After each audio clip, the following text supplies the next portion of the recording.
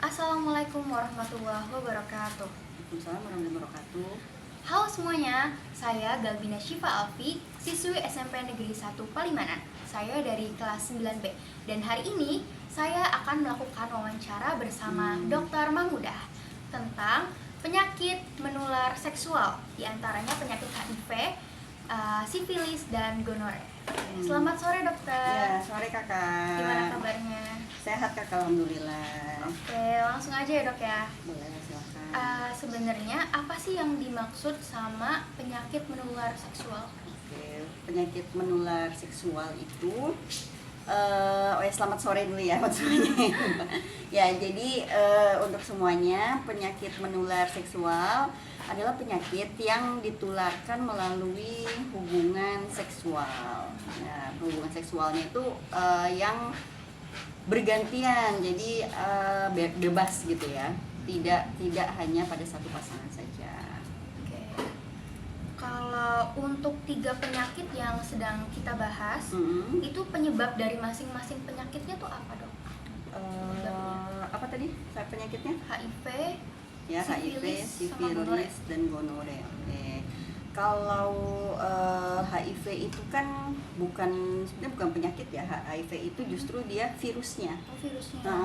Virus yang menyebabkan penyakit seksual itu. Ya.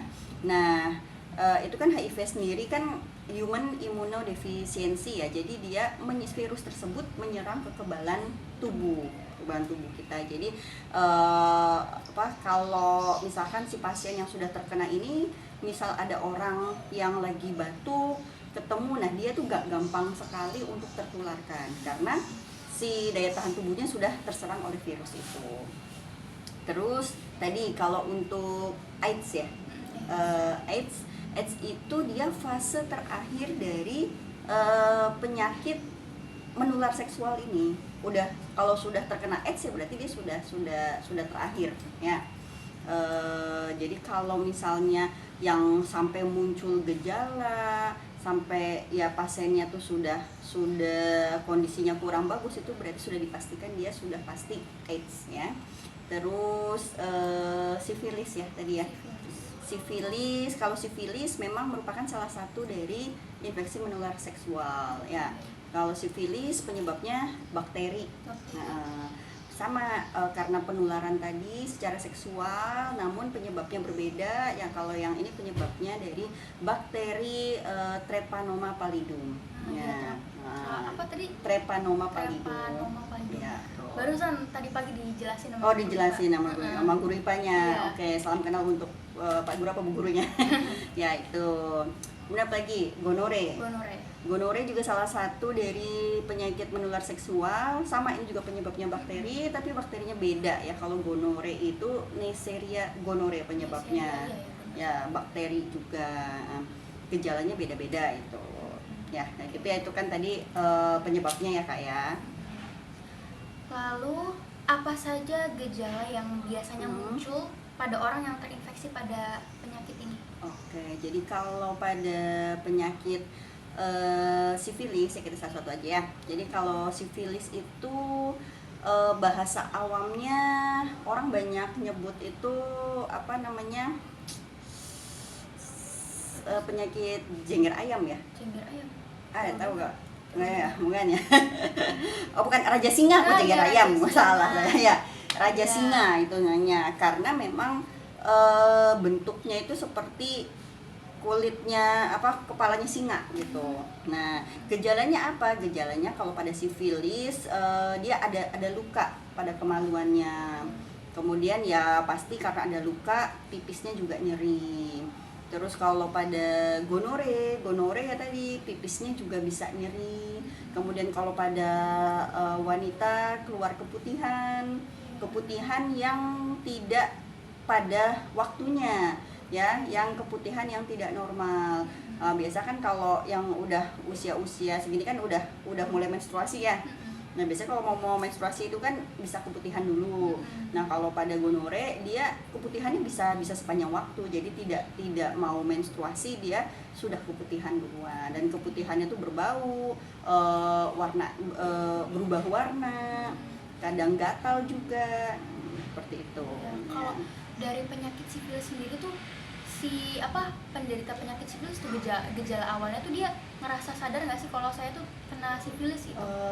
Biasanya pasien itu tidak menyadarinya kalau dia mengeluhkan itu suatu penyakit menular seksual, karena bisa saja kadang kan luka yang pada daerah kemaluan bisa aja bukan cuma sifilis, kayak misalnya dia mungkin pada saat pipis ceboknya kurang bersih kan bisa aja jadi muncul pelentingan, muncul kayak gatal-gatal kan bisa aja. Jadi pasien itu biasanya tidak menyadari kalau ternyata yang dia derita adalah suatu penyakit menular seksual. Oke, dari penyakit-penyakit yang sebelumnya udah dijelasin sama dokter, itu tuh bisa disembuhkan sepenuhnya nggak sih dok? Oke, kalau penyakitnya itu sebatas baru stadium awal kayak sifilis, gonore, itu bisa sembuh dengan pemberian antibiotik. Tapi ketika pasien itu sudah terdiagnosa terkena HIV/AIDS, ya itu sudah tidak bisa disembuhkan lagi. Jadi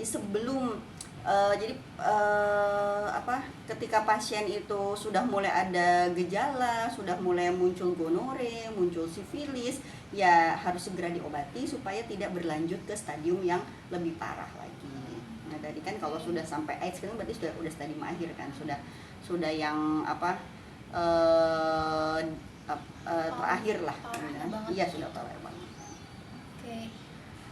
Gimana caranya kita mencegah agar tidak tertular penyakit seksual itu? Untuk pencegahannya, kalau untuk usia dini ya, nah ini sudah bagus sekali. Jadi kita memang harus ada edukasi mengenai kesehatan reproduksi, ya, menjaga kebersihan reproduksi itu nomor 1 ya. Kebersihan diri ya. Nah, kita kalau misalnya buang air kecil, buang air besar itu juga dibasuhnya, dicucinya harus benar-benar bersih. Kemudian ketika menstruasi itu juga harus dijaga kebersihannya. Terus yang paling penting adalah tidak bergonta-ganti pasangan. Ya, usia segini mah enggak lah ya, belum kan ya. Ya, jangan sampai berhubungan badan sebelum menikah. Ya, itu sudah jelas. Dan yang pasti tidak boleh bergonta-ganti pasangan. Kalau memang dia sudah bergonta-ganti pasangan, ya berarti harus penggunaan alat pengaman. Ya, salah satunya bisa dengan menggunakan kondom seperti itu. Terus juga kan di Indonesia tuh buat bahas hal kayak gini tuh masih dianggap tabu gitu ya. Menurut dokter nih, seberapa penting pemeriksaan dini untuk mendeteksi dan mengobati penyakit-penyakit ini? Oke. Ya, sangat penting ya, misalnya karena tadi aja kalau kita bisa mendeteksi di awal itu kan penyakit bisa obat bisa segera diberikan dan pasien bisa sembuh. Namun kalau misalnya pasien juga tidak paham kalau dia sudah terinfeksi, pasien malas berobat, ya fase ke AIDS itu sangat mudah sekali dan akhirnya sudah sulit untuk diobati. Walaupun saat ini memang sudah ada antivirusnya. Cuma antivirus ini bukan untuk menyembuhkan, hanya dia untuk membuat virusnya itu tidur, ya. Jadi ketika pasien minum obat virus, obat anti HIV, si virusnya itu jumlahnya akan turun tidur. Tapi ketika pasiennya tidak minum, itu dia bangun lagi virusnya, akhirnya ya kekebalan tubuhnya diserang lagi. Jadi nggak permanen gitu. Enggak, tidak permanen hilang ya.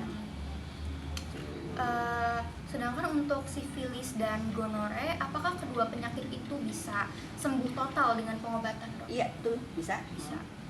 Makanya pengobatan juga harus ke dokter ya, jangan beli obat sendiri di apotek ya, karena memang penyebabnya bakteri, jadi antibiotik memang harus masuk, obat minum, obat disuntik.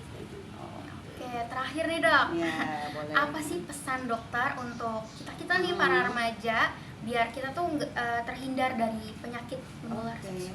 Ya, bagus sekali Kak. Ya, zaman sekarang memang penyakit seperti ini tidak hanya orang dewasa ya yang terkena, memang anak-anak juga sudah ada ya. Jadi kita untuk mencegahnya, yang pertama tadi untuk menjaga kebersihan reproduksi ya. Terus Yang paling penting adalah tidak bergonta-ganti pasangan. Ya, itu nomor Gitu. satu. Itu nomor satu ya. Dan jangan pernah mencoba lah intinya gitu ya. Iya. Ya nggak boleh berdekat-dekat dengan sesuatu yang belum waktunya. Ini kan belum waktunya sebenarnya ya. Tapi untuk pencegahan supaya kita lebih baik mencegah daripada mengobati. Nah, Oke, gitu ya, Kak, ya. baik teman-teman, itu tadi hasil wawancara saya bersama Dokter Mahmudah. Oke. Ya, terima kasih ya dok ya. Ya, sama-sama. Terima kasih sudah menyempatkan waktunya Iya. pada hari ini. Ya, sama-sama kakak. Sukses ya. Ya, semoga ilmunya bisa bermanfaat bagi kita semua. Nah, amin. Thank you semuanya. Semoga Bye. bisa serap ya. Dadah. Wassalamualaikum warahmatullahi wabarakatuh. Waalaikumsalam warahmatullahi wabarakatuh.